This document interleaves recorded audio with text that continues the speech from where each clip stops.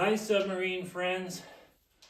Well, today was pretty productive. I had to go to the big city, so I only had half a day to work on this, but I managed to get two fittings installed in the aft end of the hull for sending the water through to the cooling radiator that's submerged in water inside the variable ballast, or inside the main ballast tank. So the whole tail section of this submarine is a big ballast tank, and it has water circulating through it at the bottom at least, so it should cool really well. So I got the cooling lines installed, all done, valves, everything's done. It's dive ready actually. So then tomorrow I'm going to reinstall the exhaust system, hydraulics, which really won't take very long, and then I'm going to install this guy.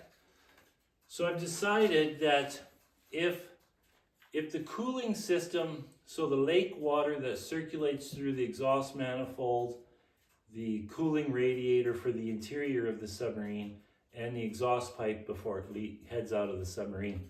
So that cooling system, again, is driven by an electric pump, but should one of those hoses fail, come off, break, whatever, the water would just dump into the back of the engine compartment.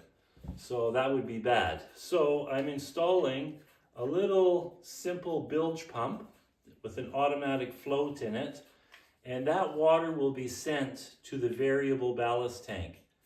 And the variable ballast tank has one or two of these guys, but much bigger. And when I'm cruising at the surface running the diesel, that variable tank is always completely empty. So any water that leaks in from a broken hose would just be pumped into that tank. Those pumps would turn on automatically and just send the water overboard. I don't want to send this water directly overboard because that means installing yet another valve. I've got enough valves to deal with. Let's keep it simple. So then the other thing that I'm installing, which I just ordered, should be here in a couple days, is a little float switch. So as well as this, I'm installing a simple switch. So if the water enters the sub, the switch rises and turns on. And that'll turn on an alarm and a light to indicate that there's a problem. So I've got two layers of safety. One to let me know with the alarm and light, and the other to pump the water out automatically. It's nice to have a bilge pump back there anyways, because big wave comes in or something through the hatch, whatever, drenches into the submarine. There should be a bilge pump in the bottom anyways. There should actually be a hand bilge pump as well, but we'll get to that later. So that's what I'm going to do tomorrow, and this is what I did today.